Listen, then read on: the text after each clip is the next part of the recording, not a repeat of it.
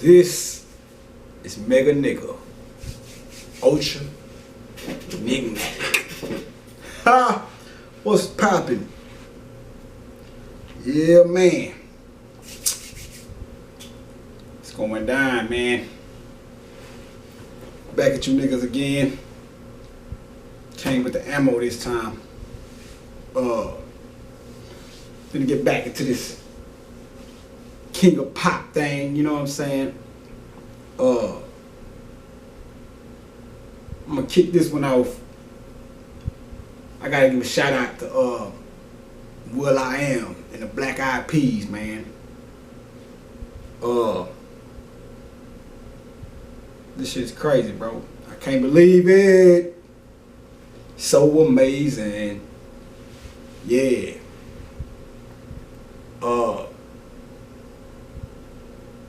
Yeah, I'm gonna kick this off with old Will, man. First and foremost, when the Black Eyed Peas first came out, I didn't really get it. I got it, but I don't say I didn't get it. I got it, but I didn't really get into them. I'm talking about, like, this is back, like, I think the first time I ever seen them was like 9/8, 9/7, somewhere around that time. And don't get me wrong, it was hip hop, you know what I'm saying, but you know, kind of being caught up in that whole thug life era shit, you know what I'm saying, that I guess, you know, because, you know, the Black Eyed Peas, you know, they was always, from what I heard, you know, the one joint I remember, That's the Joint, you know, it was always just some easy going type hip hop, you know what I'm saying? You know, it wouldn't heavy with, you know, that sinister presence wasn't there. And you know, so, you know, long story short, you know, I didn't really get into them, and then I'll say, like, when they revamped, which was the transformation of Black Eyed Peas, which was, you know, they did what they were supposed to do, because like I say, when they were, it's funny how it happened, because when they were in an era where when they was in a stage in their career where they could be considered more closer to pure hip hop, that's when I really wasn't into them. But then when they took the hip hop and fused it with the pop,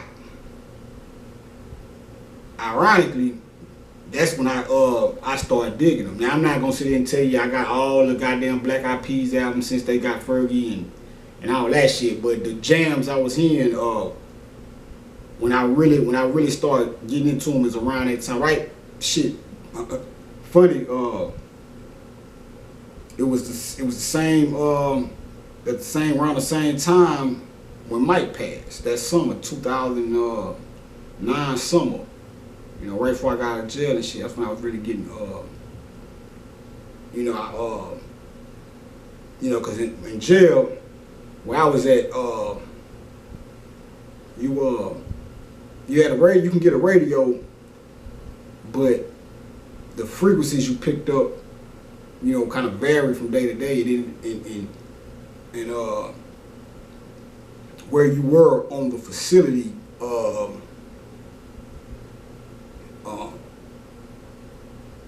had an effect or played a part in whether on what stations you would get, you know. So you might be in one cell and you can get 102, 979, you know, whatever. Then you might be in another area where you can't get those stations, but you get other stations. So which was a good thing, because that's how I really got the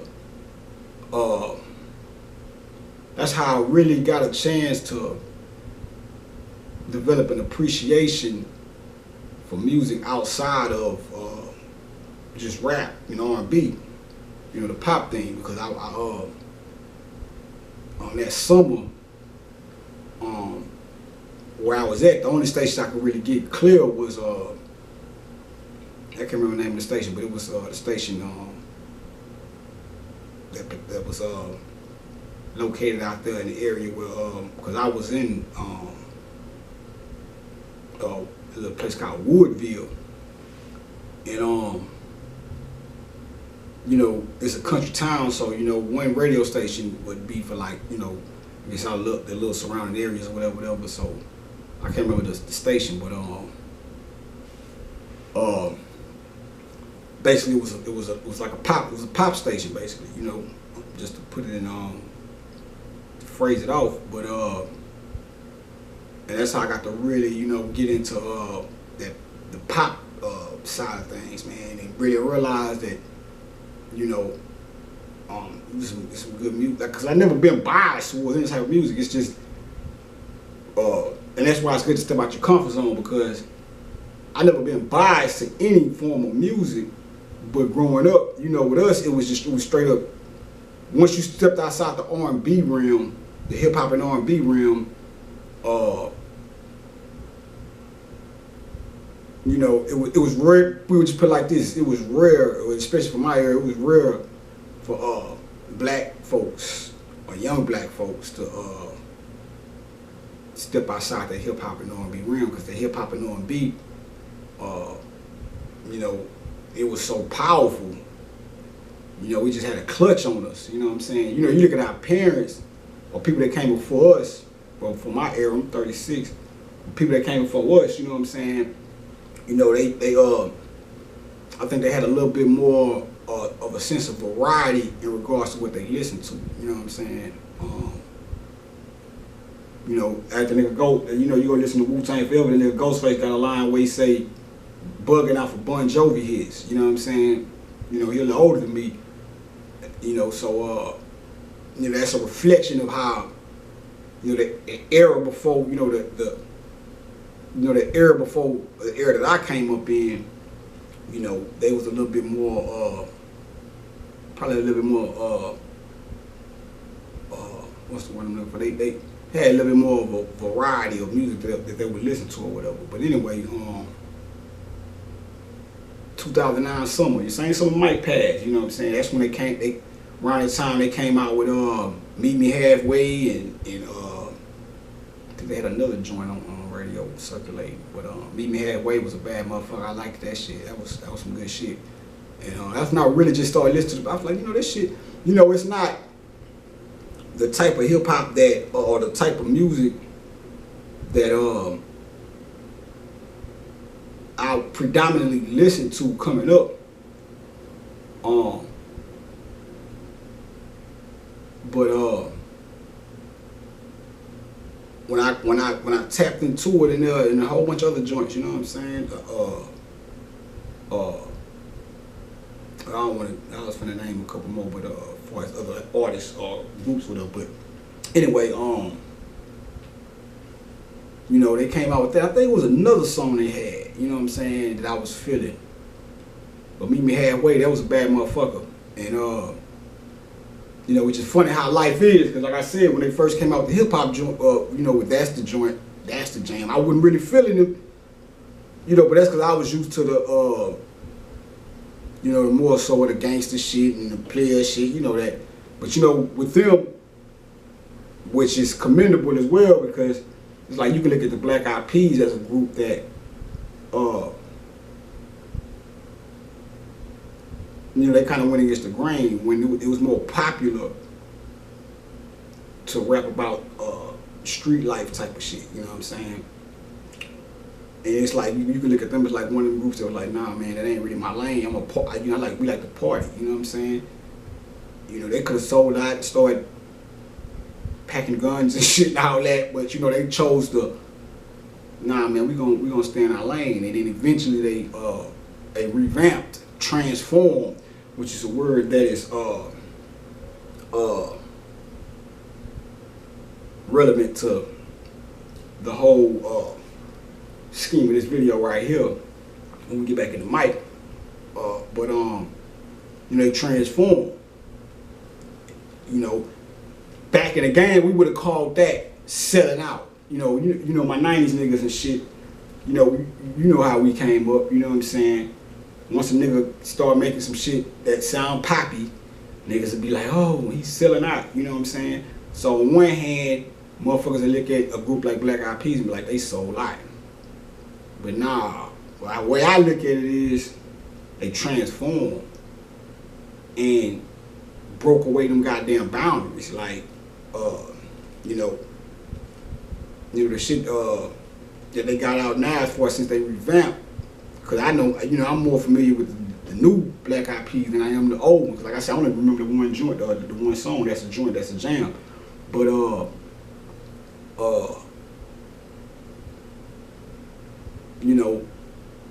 the shit I was hearing on that radio station, man, I was feeling it. You know what I'm saying?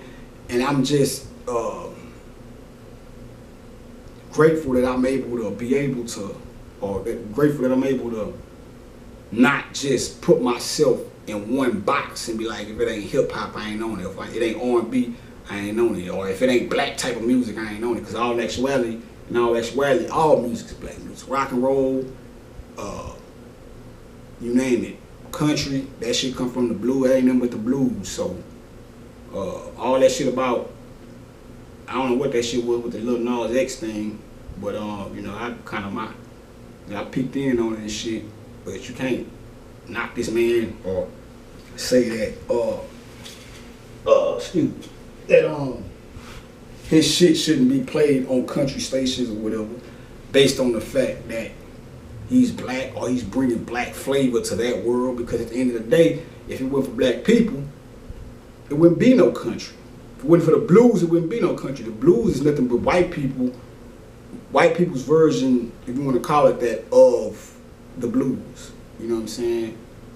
I wouldn't say the blues, because when you think of the blues, well, nah, because all the blues shit ain't sad. I just say that because, when you think of the blues, or people be like, oh, I got the blues, it always seems like some sad shit. But a lot of the blues songs be, kind of geared towards melancholy. But I'm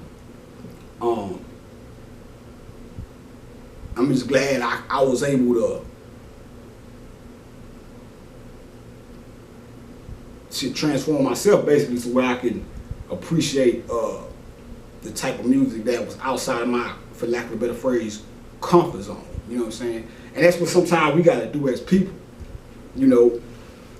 Sometimes you gotta get out your comfort zone, man. You know what I'm saying? So you can understand that it's a broader perspective to life than that which you may have at that current time. So anyway, back to the story. So I got out that same year, and after I got out, Will I Am is a genius. Let me say that too. On that production shit, for sure. Because when I can see why Mike. Hold on.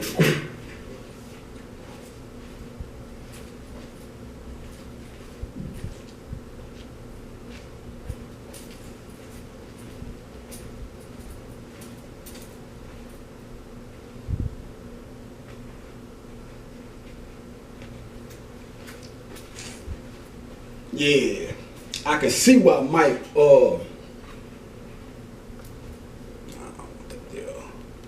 I can see why Mike wanted to work with him before he passed, man, because it's that same energy, man, good music. When I got out of jail, came out with that, it was 2 joints that was smoking, the one I just got through singing, I Can't Believe, with him and Nicki, that was some classic shit right there. It's another thing about music, man. Right now, over the last past, I say 10 years, we forgot how to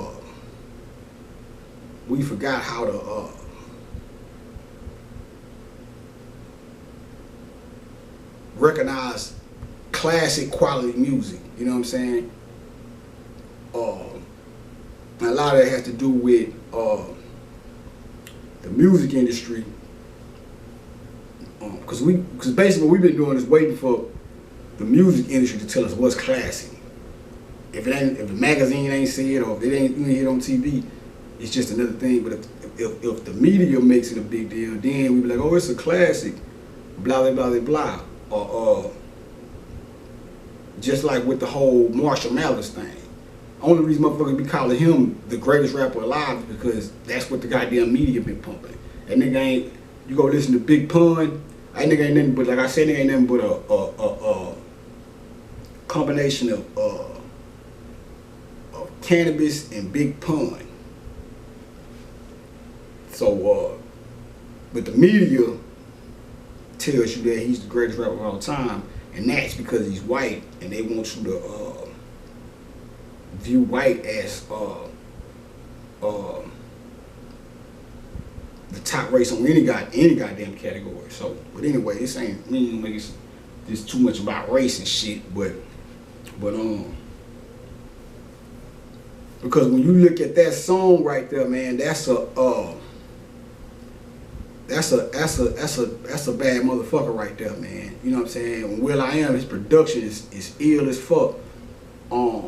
And it's along the lines of that Michael Jackson era, or that Michael Jackson type of feel. You know, when you listen to that and then the other one he got with hold on, before I get out there, let me I gotta speak on Nicki real quick. Because Nicki is, y'all motherfuckers been out there last year, y'all fronting on her and shit, you know what I'm saying? It's just like anything else, you know, or like some high school shit, you know what I'm saying? You the hot chick, you the hottest chick at the school and shit, then another hot chick come in, and instead of motherfuckers being able to respect both, motherfuckers, you know, jump the, you know, bandwagon jumpers. You know, that's where you, and basically that's where you, when shit like that happen, that's when you separate real fans from people that's how you really separate, that's really how you see and understand who is really with you or who is with you just because they have been told that you are hot by the media. So the people that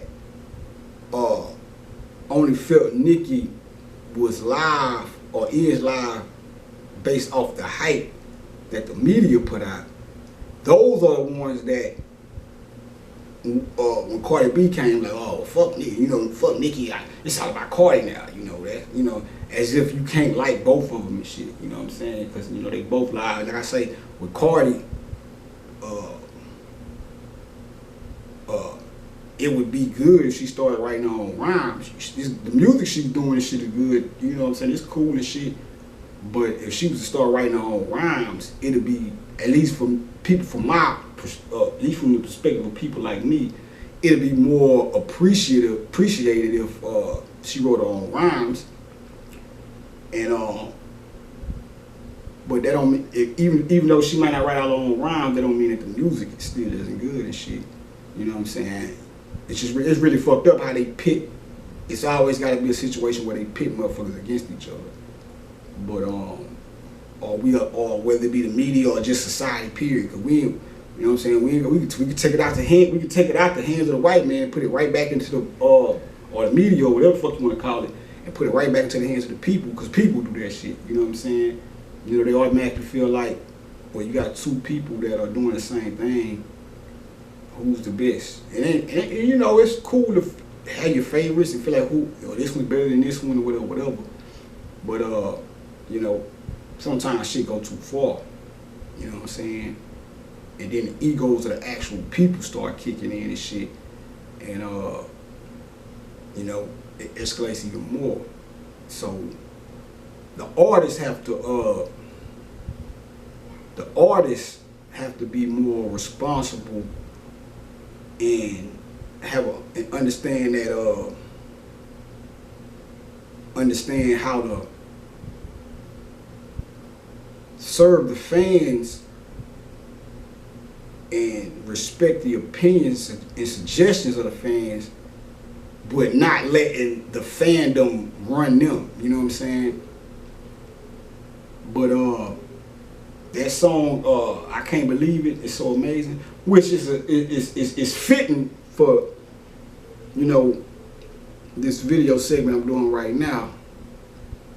And all my video, really my whole existence about or this whole experience You know, this shit is amazing. Like, especially these times we living in right now. You know what I'm saying? You know, that's why that's another message I got from Mike within all this. It's party time. You know what I'm saying? It's a slow process, but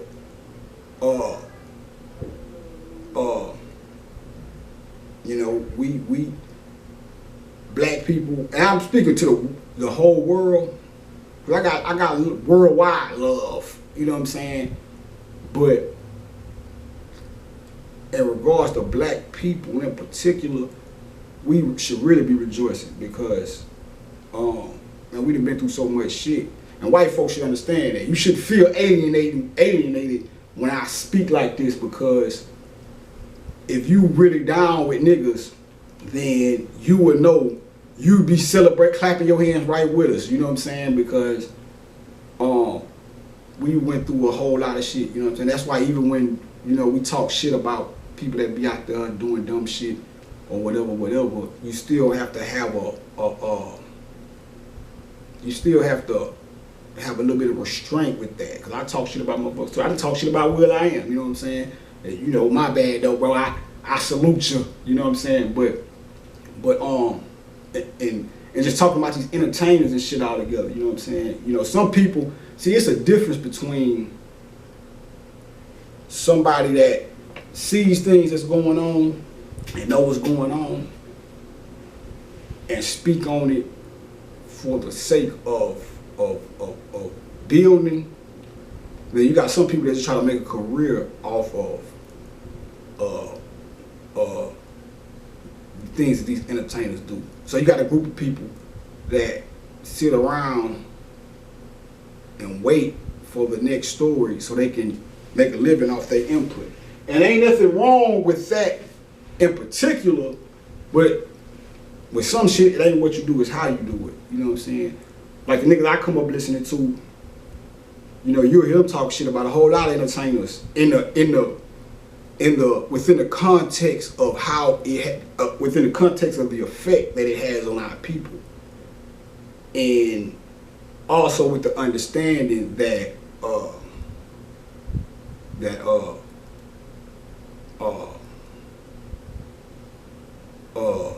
also with the understanding that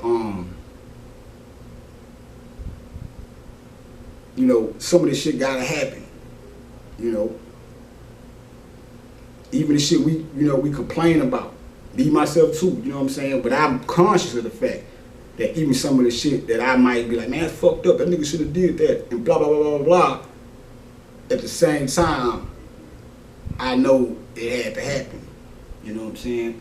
Just like all the fucked up shit I done went through, you know, I know it had to happen. I'm still talking about shit though, because it's happening, but a lot of the negative aspects of the things that are happening are coming from a place that needs to be corrected to some degree, or at least spoken to. You know what I'm saying? If we gonna if we gonna be about the business of, because it ain't which ties back to what I'm trying to say. If you're gonna talk about a motherfucker or something somebody has done that is supposed to be morally bad, if you're talking about it just for the sake of talking about it, then that should just be a 2 or 3 minute conversation, relatively speaking. I'm saying, you know, you should just talk for 2 or 3 minutes. What I'm saying is that should be a small conversation. That shouldn't be. But if you're gonna talk about it, and you really give a fuck about the situation, or you really think something's wrong or whatever, then just talking about it ain't gonna do it. You know what I'm saying? Just like I was telling niggas about the whole homosexual thing. You know, you're gonna sit there and just bash gay people just for the sake of bashing, then that's bullshit. Or if you feel like homosexuality is wrong, then to the point where you feel like you just gotta jump up and down about it, and what you really need to be doing is sitting your ass down and figuring out what is going on. You know, you can see the phenomenon and have a problem. I'm not saying it's some something wrong with being gay. Now, obviously, it's not concurrent with nature, because naturally speaking, the physical build of a man is made to enter into a woman. You know what I'm saying? We know that's that's universal law. The masculine and feminine energy come together to create. But you have masculine and feminine energy both within each within each gender. So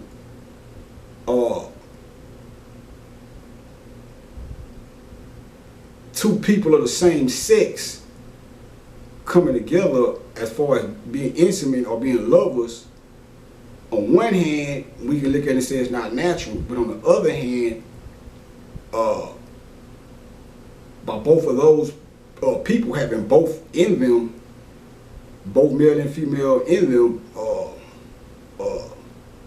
you have to factor that in. You know what I'm saying? Maybe the man's the gay man's female half of him is I'm not gonna say predominating, because if you're a man, your predominant your masculinity predominates you automatically, just on the strength that you're a man with a dick. Bears witness to that. But not to go too far off track, so many words, if you really feel this like me, when I look at it, growing up and shit, for one, just like any other normal little dude running around and shit, that's different. It's like, damn, that ain't, what, you're gonna look at it crazy and shit, blah, blah, blah, blah, blah. And we talked our shit about gay people, me and my homeboys and shit, you know what I'm saying? Growing up and shit, oh, this gay ass nigga, blah, blah, blah. And even that shit was some fake shit with me, at least with me, because, like I said, that's one thing, but if I come in contact with it, when I come in contact with a gay person, or came in contact with it, because I don't knock, to each his own now, but even back then, when I came in contact with gay people, just by them being people or a person, I'm gonna treat them with respect. I ain't, I'm not gonna basically create a situation that's gonna make them uncomfortable. You know what I'm saying? And that goes vice versa. That's why I say, my thing with gay people is, as long as you respect the fact that, respect my heterosexuality, then I can respect your homosexuality, and we can be harmonious when we have to be around each other, when we around each other, whatever. And that's how it is. You know what I'm saying? So but if you're gonna jump up and down about it, and you feel like it's really a problem, well, shit, if it's bothering you that much, then what you need to do is figure out why is it happening. If you feel like it's something that needs to be stopped, and I'm not saying that because shit, even the Bible, that's another thing. We complain, talk about a whole lot of shit that, a person to be, say you take a Christian to be scorning a gay person and going all crazy about it. But this shouldn't be nothing new to you, because your book told you it's gonna be like this. You know what I'm saying? Just like I can use that book to bear witness to who I am, it's a lot of shit that's going on around us that book been telling you, hey, it's gonna be like this, it's gonna be like that, it's gonna be like this. So but yeah, back to the Nicki thing.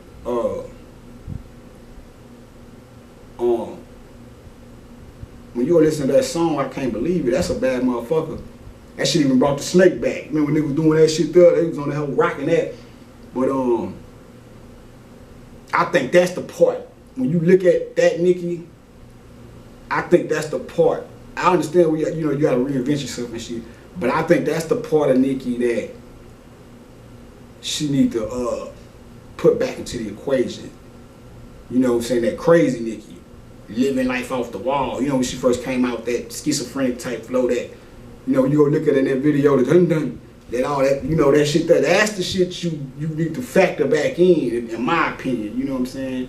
Because that's one of the things that had made us stand out, you know what I'm saying? When you look, you know, you know, that frenzy, you know what I'm saying? And you will see it more so when you look at the video than when you listen to the faces she making, the shit, all that. You know what I'm saying? That shit is that's living off the wall right there. You know what I'm saying? So salute to Nikki, because and then the goddamn verses was flaming. You know, she was kicking ass on that motherfucker. Dun dun, the sun done came up, but we still live in dungeon. You know what I'm saying? That shit was dope. But that song right there, and oh, that's another thing too. Show you how all this shit is connected. You know what I'm saying? You got Will I Am in the beginning of the video. You got the Asian dude come out there, and then you know he say what he say, and then towards the end of the video, you got Will I Am like, this is ultra. He say this is mega nigga, Ultrameganigmatic. You know what I'm saying? And that should remind me of the whole Sambo thing. You know what I'm saying? Because he had that little Asian vibe going on in the video. And then if you go back and watch the Sambo video, I be posting on my Instagram, Black Gods of Asia, Sambo the Black Gods of Asia. You know, you got the whole Asian thing. You know what I'm saying? And how we was called niggas in Asia. You know what I'm saying? Or how we was called niggas. Period. Because niggas, that's y'all gotta understand that shit. The word nigga, snakes, which is one and the same, you gotta stop looking at that shit.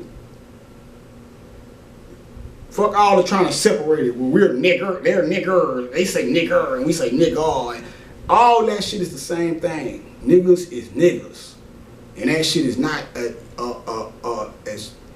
I know it's hard to let go because you slavery thing and you think, but when they was calling you a nigga, they was calling you who you are. Now, if somebody call you a nigga and say it from a perspective of contempt, which is the way it was done by the racist white folks, they're calling you a nigga because they know who you are, and really they want to be the nigga. And as we fast forward back to now, you can see that because everything is coming back to us. You know what I'm saying? Most of the commercials you see got some type of nigga flavor in it, you know what I'm saying, or a nigga song in the background. You know what I'm saying? And it's beautiful because that's what they're supposed to be doing. You know what I'm saying? They supposed to be trying to be like us. You know what I'm saying? Like motherfuckers talking about cultural appropriation. Now if a motherfucker is doing something, if you don't live black culture and you're doing it for some type of financial or social gain, then yeah, that's a problem. But when you genuinely like nigga shit and you do it, that's not cultural appropriation. And we bring that to this goddamn Rihanna shit. They talking about you know, she wore the kimono and shit or whatever. Or she had the little Asian motif going on with one of her last shoots. They trying to say call it cultural appropriation. It's like, well, first and foremost, niggas are the origin or the source of what you call Asian culture. You know what I'm saying?